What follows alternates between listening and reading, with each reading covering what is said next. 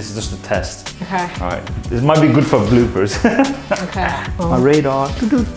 Oh god. So okay, we're gonna start a count of how many times you can make a Sagar radar joke. It's normally like 5 to 10 times in 1 hour.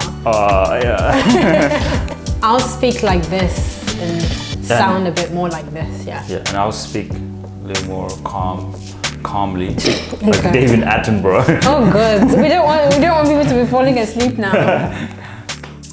Hey everyone, it's your boy Sagar, and I'm here with none other than Joy Osula.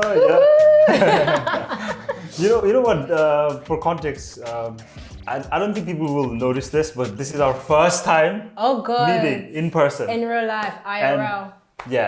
And I've done work for her, so she's my client and I'm her designer. And it's just crazy. Like I'm seeing all these stuff that I've designed for her. Aww. And it's just my first time seeing it in person, touching it, but we'll get to this in a bit. But first, let's, what would you call it? Let's take all the spotlight to you.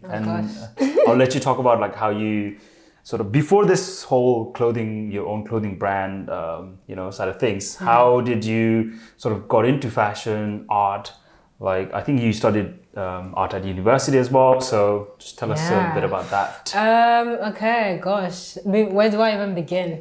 2012, exactly. December 2012. 4th of April, actually 1996, which is when I was born. Okay, all right. I was born in Lagos, Nigeria, and started sort of designing, drawing out from Cinderella books, actually. Really? Like coloring books? Yeah, from like 8, I think, and I'd like trace out the dresses and stuff from those books. Yeah. And I used to make my little like storybooks as well. And I just used it as like a sense of therapy at the time, to be honest. Because my dad had like left us in Nigeria and he'd traveled to Austria. Like obviously immigrant parents seeking a better life and that kind of stuff. So he was working really hard to like bring us over.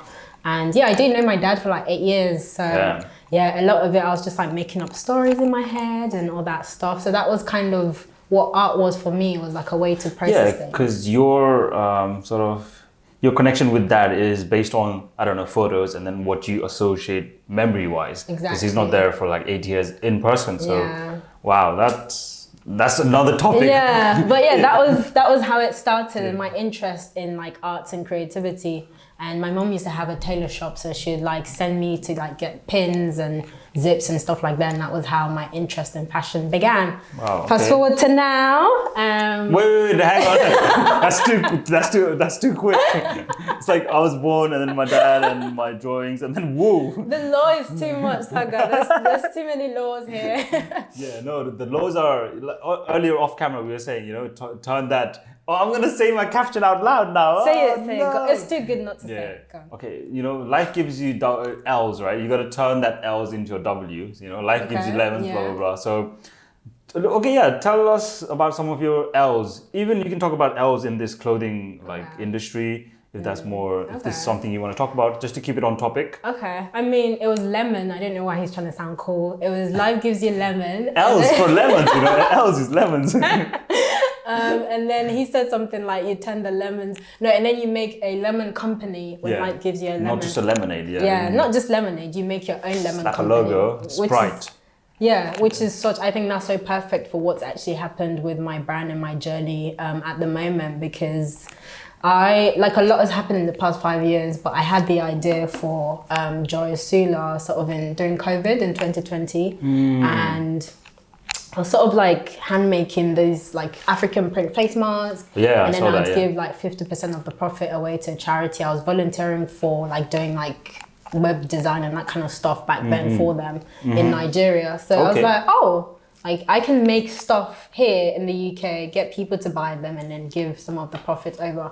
And I opened an Etsy shop and everything. So it was quite not terrible at the time. And that was when I realized that like me making clothes and stuff, it's not just like a little hobby. Yeah, that's really interesting, because you've stuck with that, and even now you donate certain percent, 20%, I don't know exactly. 25% back to the charity and the good causes, right? In Nigeria, Yeah.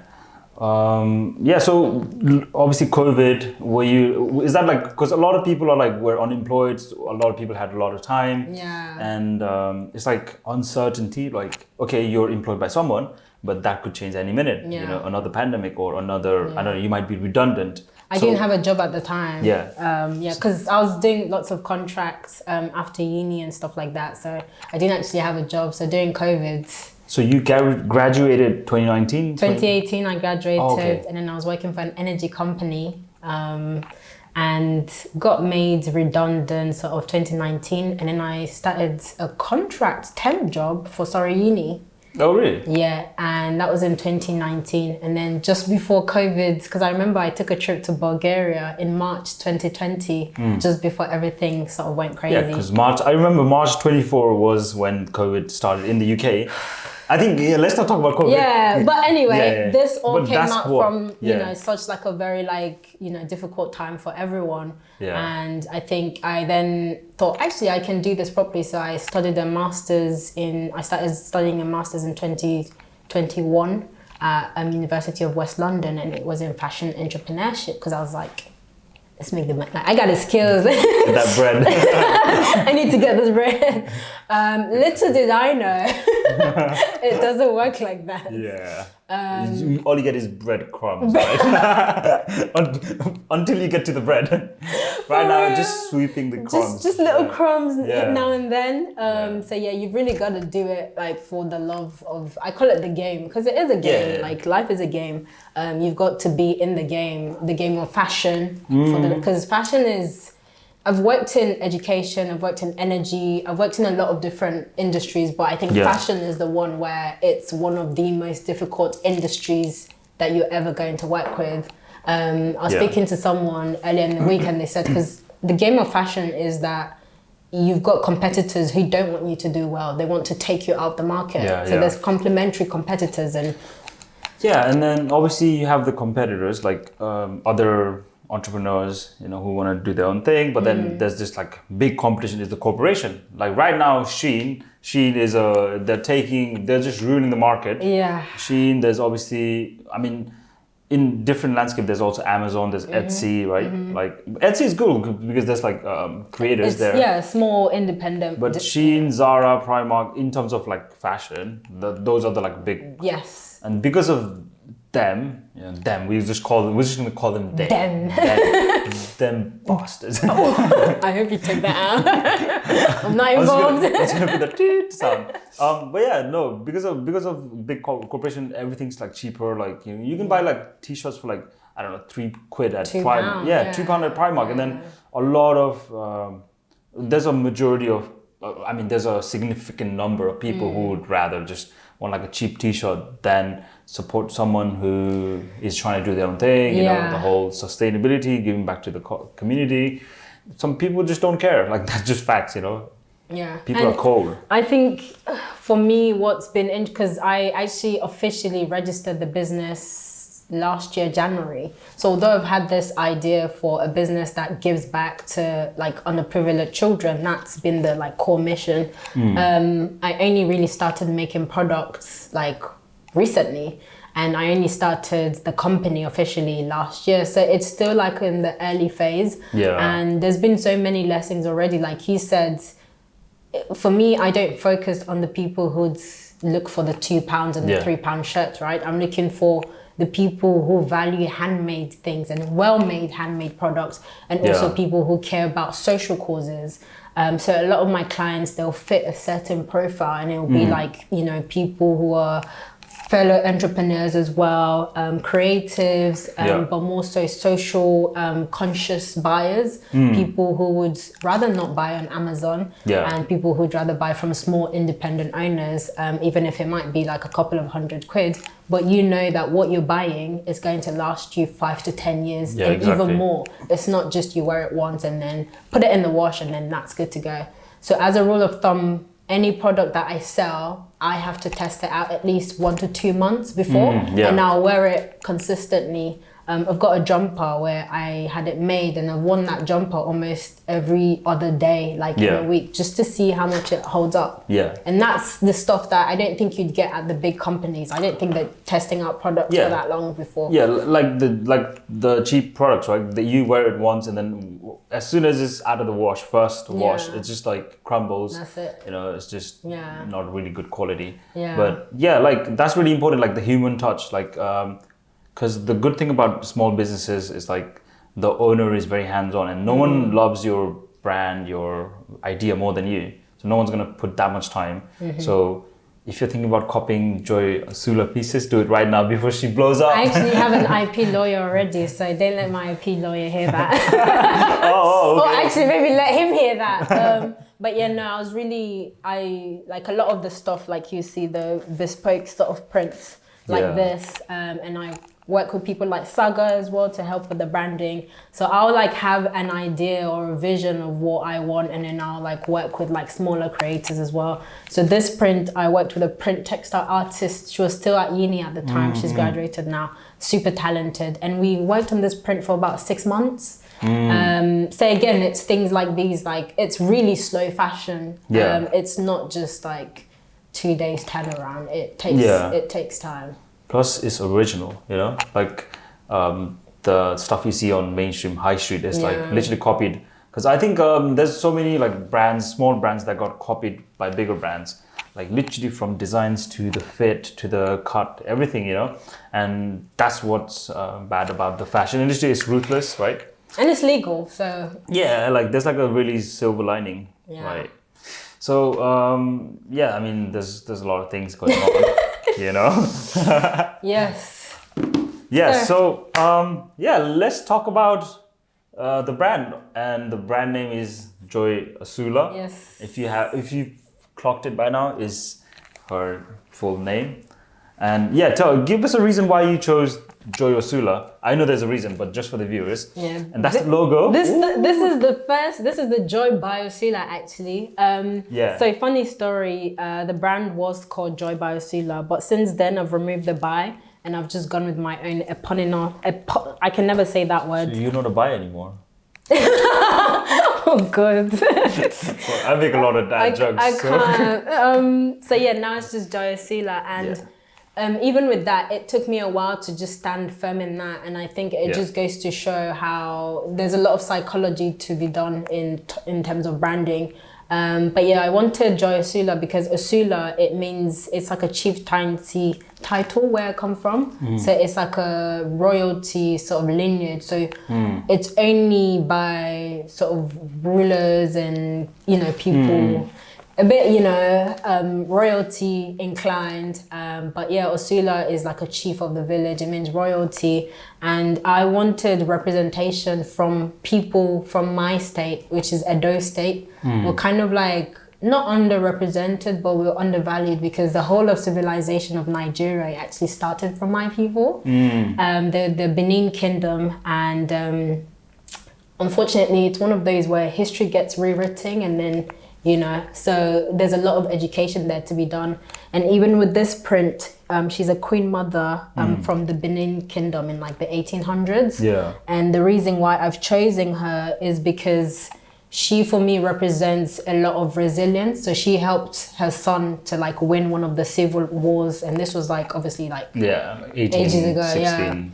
So again, like using these motifs for me in my brand, it's really important because I want like a young 18-year-old from Nigeria who might not know about the culture but is interested in it. I want them to ask questions and get back in touch because root is everything, Plus this is like a conversation starter. So let's say if I bought that, right, and then I go to a party and it's like, oh, what's that? And you've got little people. And then it's like, well, what's that about? It's just like someone else knows about this culture, like, so that's really dope, like fashion and culture. And then obviously it looks dope because this is the first time I've seen this jacket as well. Because I've seen you design like trousers with this like pattern on it, but this windbreaker is really dope. I can see this is really good quality as well. It's actually water resistant as well, so it's super I was gonna ask you that. it's super functional. And the reason why, again, talking about dual heritage, I used to go hiking quite a while ago, and it was like a way of therapy again for me. Like, Was that COVID time? That's when you started to. 2018, we did Wales. Me and an old friend of mine and a bunch of us. We just. And that was the first time, November, so really cold and stuff. Yeah. And I found out that a lot of hiking gear, they're like super functional, but they're not always like interesting to look at. Yeah. And obviously me being a designer and wanting everything to be aesthetics, I was like, you know what, I'm going to design something that's still my heritage, but also incorporating it with this like Western thing. Because I think hiking, again, is one of those spaces where it's seen as like a white people activity thing to do. And obviously we live in Surrey, so it's just hiking is like a normal thing for us to do as well. So yeah, that was the inspiration behind this. Yeah, and plus like nowadays, like tech wear, like I think not even nowadays, it's been in the rise since, I don't know, 5, 6, 7, even decades right now, even a decade now. So this tech utility, like, I don't know, dystopian, like post-dystopian look is like really like popular. Yeah. And like now it's like sports, fitness wear, you know, that's like kind of merged with streetwear. Yeah. Because we see a lot of people wearing jerseys, like, you know, like tracksuits, you know, and all of that. So it's also dope how it sort of is in line with the current culture as well. Yeah. Like, I mean, even with, because this has been in the works for like over a year now. And when I started, I was thinking about sustainability, but not in depth. And so when I started doing research, so a lot of like hiking gear, they made the Gore-Tex, which is not the most like, you know, environmentally friendly thing. Yeah. But in that whole 1 year, I've been able to find a manufacturer who can do like recycled polyester and things like that. And so for me, like, I'm really in it, you know, like deep. So even if the material isn't sustainable, I think my approach and the intention behind it, that's always the goal. Because I want products that will last sort of 10, 20 years, but still in a way that we're thinking about the environment and things like that. And it's a work in progress. I don't think if you're like a small brand trying to be sustainable, I don't think you're going to get it all right at once. I think it's a work in progress for sure. Yeah, no, definitely. I think, because I don't know, I also started as a clothing brand. Yes, like, tell them about your third secret life. No, and I'm actually about to, I don't think I'm going to release the summer collection when I drop this video. It might be, actually I probably will have released it. Okay. Well, anyways, whatever. So we'll even, see something. Yeah, even for me, like, because you're a fashion designer, I'm a graphic designer. Mine's more about like graphics. And I will do a shout out. This is my friend's brand actually. He used to do clothing, but he doesn't do it anymore. Gaurav, if you're watching this, shout out to Doko. Yeah, it says in the making. Oh, what does the bag say? It's all in the making. Yeah, in the making. Okay. So that's his tagline. But yeah, quick shout out to him. But yeah, like basically Underadar also started as that. And then even for me, like you said earlier, I test the t-shirts that I get. Like it's simple as like, you know, because I don't really go to factory to make my own custom. That's in the process. But even for me, the t-shirts that I sell to customers and the one I actually sample is like organic, you know, what's that, like vegan friendly, it's got all the, you know, the PETA friendly, all of that. So it has all this like made from organic cotton. So it's really important to like use those like sustainable products because A, they're good for the environment, and B, they actually last longer. Yeah, they feel different. They just feel different on your body. Like they feel better. Like you don't it's just feel like softer. Like and then you feel good from inside and out. So so I would love to see you because when we first met, you were talking about this brand, right? As in the apparel thing, and like I'd love to see. I had done this before and it was on pause because I had to do this whole like branding agency thing, design stuff for my lovely clients like you. Make lots of money basically from us. And then so now that I have decent money, now I'm gonna invest back into my clothing. Sick. And and then that's in the works. I'll show you some of the designs in a bit. Okay, off camera. But it's really important to do that. And I just want to like now jump into the products. The box. Because I haven't even opened the box that I designed yet. Do you want to open the box that you designed? Oh, it's so dope. Because you know when you see it on the screen and then it never gets old. Yeah. Like this is like a prototype, by the way. So this isn't the final version, and it was made in Nigeria as well. And we're on version 2 at the moment. So we've been able. Okay. Yeah, read the stuff. So it's all like handmade, which is cute, but I think in order to give it like a more professional feel, we're gonna have to go for version 2. Yeah. You know, they printed this wrong way, right? It should have been like that way. Yeah, but this is a prototype anyway. Yeah. Yeah. I don't know if you can see it, but it has the Joy Osula statement. Yeah. And we redid the card from Yeah. what you did, because that would have been like a whole booklet, but Yeah. I think that would be for the like higher tiered stuff. So like for instance, whatever works. Yeah.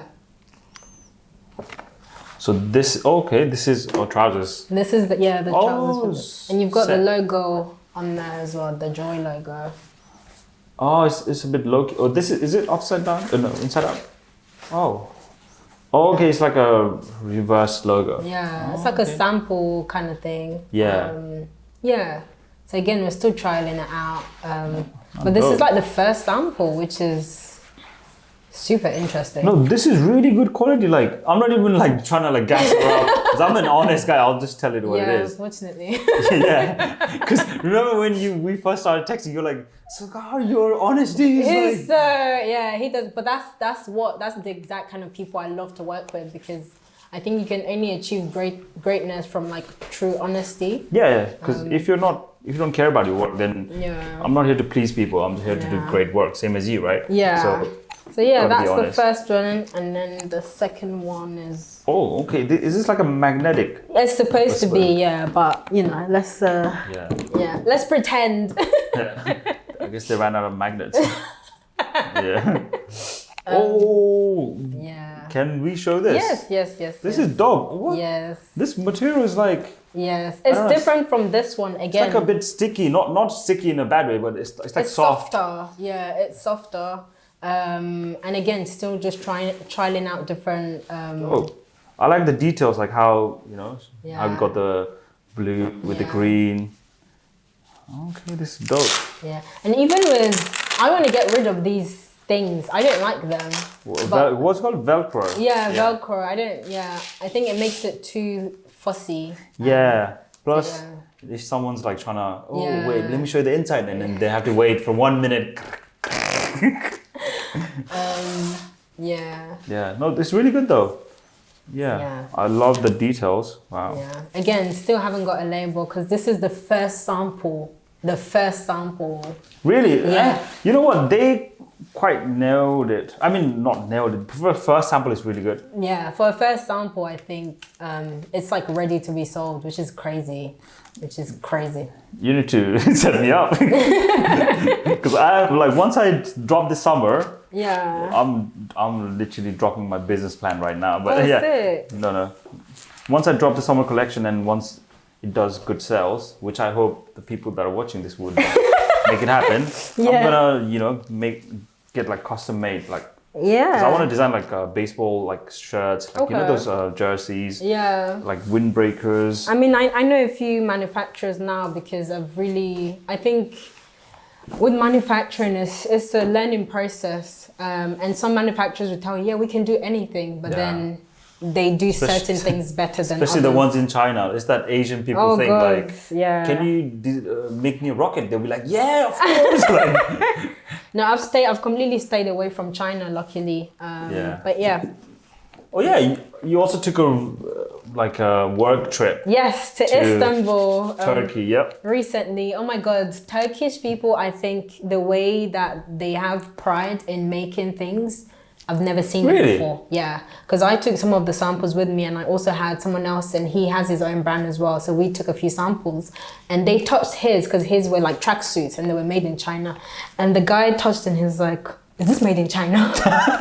And he was like, "Yeah." It's like, it was almost like a pride thing. Like, no, we'll do better for you. So I'm really excited to see. Because I think I think I bought these from Urban Outfitters, and then I think these are also made in Turkey. Okay. So, and I've seen other like clothings that are made in Turkey. Like before there was like China, everything was made in China. Then there was like Bangladesh, Pakistan. Maybe now Turkey is on the rise. So that's why it's like a unspoken rule, like on all the factories, maybe that we need to make it good because we need to create a reputation for ourselves. Yes. Just like Italian, Yeah. like leather or Italian clothing. Yeah. And French is like world renowned. I think that's what they're trying to do. Yeah, the quality and like almost everything they have in place is to make sure that look at the box. Details. Yeah. Yeah. Again, I think it's printed upside down, but I mean, this one's all right. Nah, it's fine. Okay. Yeah, this is printed the wrong way around because it's meant to be like open it, you see the logo, you see the website.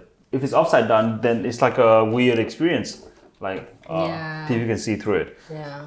But yeah, I mean, so talking about meanings, right? Even this this flower. No, it's not even flower. It's like cowries. It's a clover cowrie. So again, cowries. I haven't actually got my cowrie necklace today, but it's back in the days. It was a form of money in a lot of African colonies before the British and whoever came around. So cowries actually meant it was if you had cowries, you were rich. And so again, just translating the cowries into my own prints and doing it in a flowery way. It's super exciting, and it's going back to that heritage and starting conversations with almost every design piece that I make. So from the cowries to the what's the name? Osula. No, it's not. Iyoba print. Queen. You can say Queen Mother. Queen Mother, like there's so many like symbolisms, and obviously it looks good, but then there's deeper. There's more under the radar. Strike two. I said it in the beginning. Strike. No, I love how you held off. Okay. Yeah, and I held off, but I was like, this is too good not to say it. That's lol. Yeah. Okay. This one I saw in a recent story post. This is like a Palestine sort of. So again, these are all pieces from my upcoming collection that I will be previewing at on the 3rd of August at my pop-up show. And I was working on this collection sort of last year when I'd moved to London, and it's really about like resilience. You want to wear it, don't you? You're reading my mind right now. So you can talk and then I'm just because everyone wants to wear it. Yeah. It's one of those. It smells of me. It's one of those pieces where like it's a conversation starter, and it's more for Sudan actually because again, it's a one size thing. So. What were you saying, chat? What do you think? I actually thought this would be like it wouldn't have a good fit on me. It's a one size fit. I have big hands, that's why it's like not. I normally just drooping. like roll it up on my sleeves if I want like my wrist details to show as well. Shit. Yeah. Like, damn. Yeah, that's what you get when you wear a Osula. Shit and damn. It feels really like this. It's handmade. Like literally not machine made. Like this was made by hands, like so you can feel it. I think you said handmade. No, but these days when people say handmade, that everyone says that. Like. But again, I've worn the hell out of this since I got the samples in May, and I've really worn it. So in your final product, is the label going to be on the other side? I'm trialing it out at the moment. I love the idea of it being out. Again, this is I've just done that, so this isn't like final. I think if it's like more, it's kind of like I have my Carhartt jacket. So Carhartt has a logo outside, but there's really like nicely stitched. So obviously this is DIY. Yeah. But if it was like a good proportion, square. Really stitched really well, then it would look dope. Yeah. But there's only 2 of these at the moment in terms of the sample. I don't think I'm gonna make them. Really? Yeah, I think you should do one of one sale. Yeah, I think I made this because I wanted to start conversations about the ongoing geopolitical issues with Palestine and Congo and Sudan. And unfortunately, we're living in an era where people will co-opt things and use it for their agenda. And I've experienced a lot of that since I started making this collection.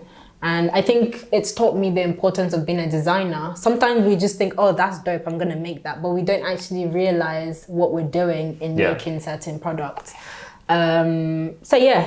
This, I think, the 2 pieces, the people who get the other 2 lucky as hell because You know what? You can because for people that really support, that are against, and that they support the movement, you can probably charge them sell this for more. But then the people that are buying it not only get like a really good product, but let's say like I don't know, £300, I don't know, whatever.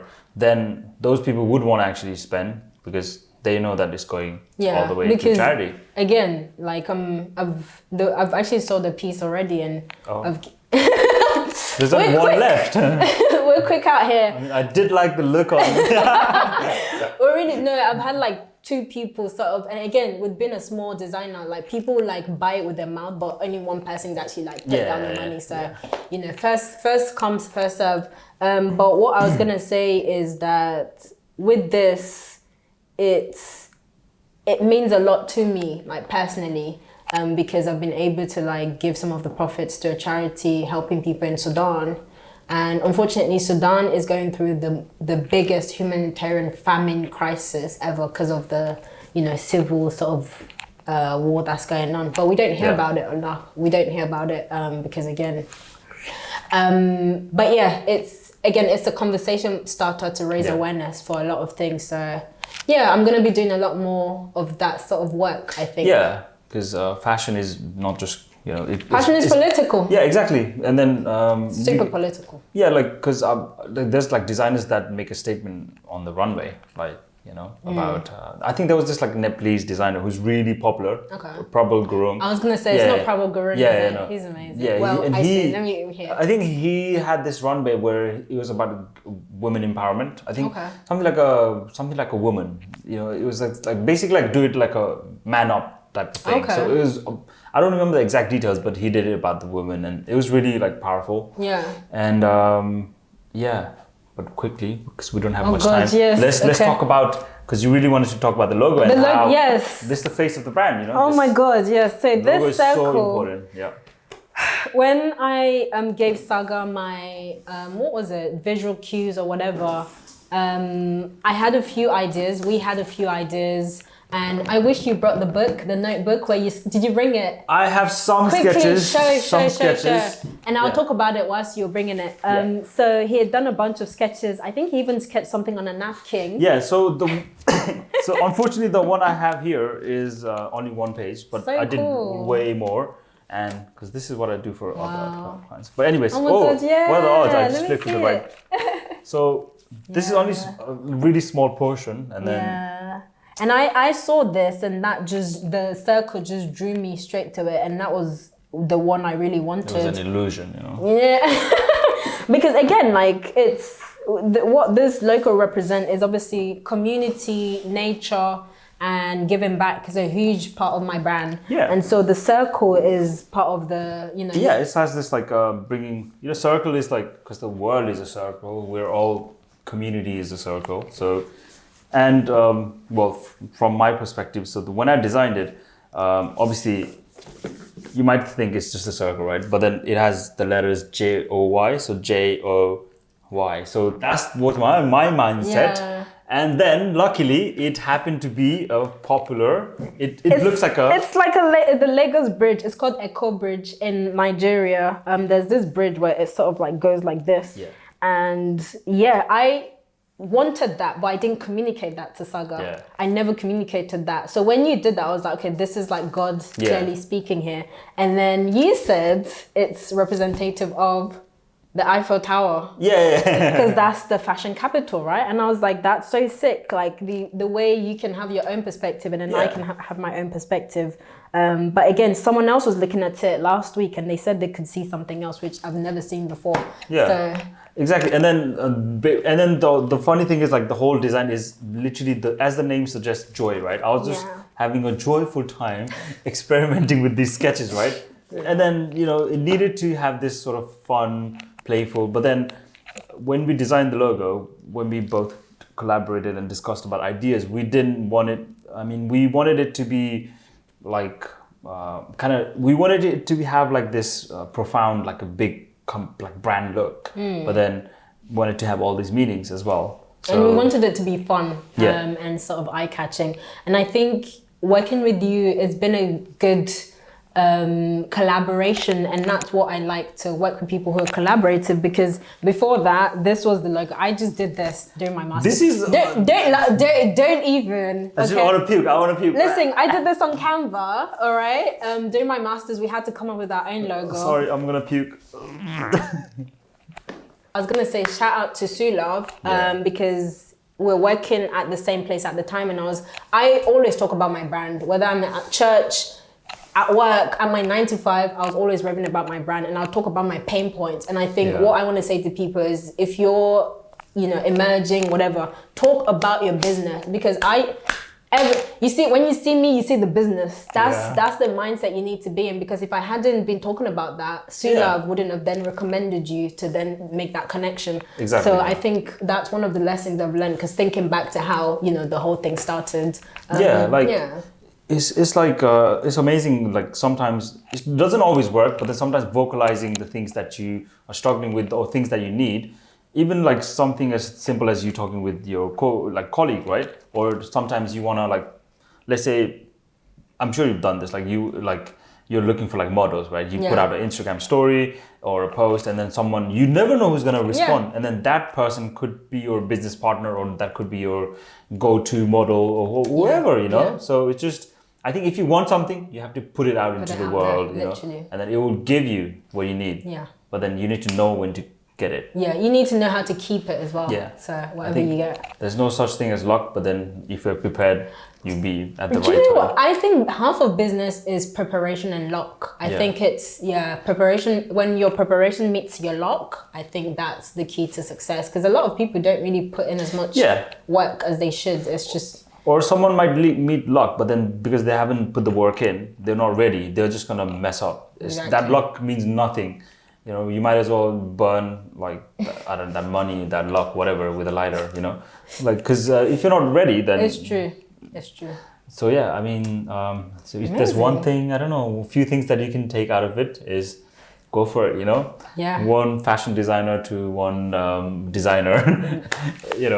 I love how you haven't said graphic, because he's like, it's coming. I can't wait for people know, People know. I know they do. I know they do, because that's what Sula said. He said, actually Sagar used to design like some t-shirts and so on. I was like, oh, cool. Yeah. So that's coming back. Anyways, Underadar clothing dropping soon. Cool. Joy Osula pieces. You have a collection coming? Are you giving it a name? Yes. Do you want to know? Wait, your pop-up name is Threads from Tomorrow. Yeah, Threads but that's of not Tomorrow. the name of the collection there. What's your collection name? Wait. The name of I haven't said it out loud yet. It's called Uwaila, and that's Uwaila, and that means the land is ours. Obviously, that's Nigerian language. Yes, that's from Edo. And that means it's about reclaiming spaces, it's about reclaiming identities, reclaiming your culture, and reclaiming your voice. Yo, that's dope. And with all these symbolisms and all the cultural context, that's a dope name. Yeah. So we're gonna actually do like a live photo shoot at the pop-up. It's literally like an elaborate photo shoot at the pop-up. But obviously I'm gonna be selling samples and some stuff from my previous collection as well. I think it'll be really magical. So it's on 3rd of August, right? 3rd of August. It's on a Sunday. But I think it'll probably be one for the books in my own world. Yeah. You know what? 2nd of August, there's a Nepalese this new group who are doing this art battle. So literally light painting battle. Oh, and wow. I think there's like 6 rounds. I don't know. There's 12 artists. Oh, wow. It's not just Nepalese. There's I think European artists, British artists. In Surrey or? This happening at Feltham in London. Okay. So I'm actually doing video coverage that day. So when I said, I might come on the 3rd because I'll be so tired. Every weekend is busy. So, but I'm pretty sure I will come. Every weekend is busy. Yeah, all right. Nah, most weekends is spending. Some weekends is earning, but you know how it goes. Balance, work-life balance. Yeah, busy is good. Yeah, I think our time is up as well. Awesome. So thank you so much Thank you so much. Thank you so much. Thy presence at Thy podcast.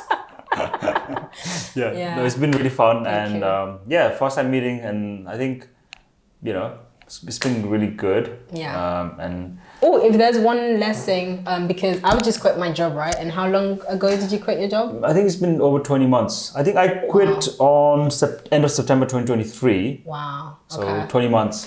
So if there's one lesson you could give to people like me, what would it be?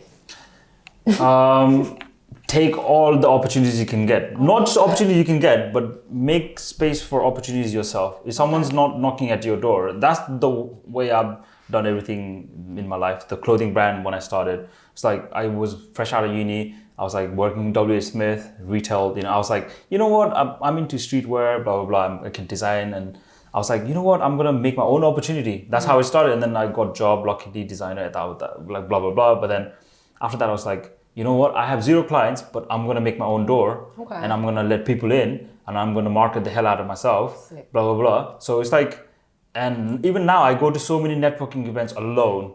Like I don't drive at the moment, but I take the bus, train, whatever, you got to make Get there. Yeah, you got to get by any means possible, right? So I think the main takeaway would be like, make yourself opportunities because that's the only thing you can do. And then if there's any opportunities, go for it. There's going to be so many like events. Let's say if you're into fashion, come to Joy's like pop-up Yeah. event. There's so many people to meet and yeah.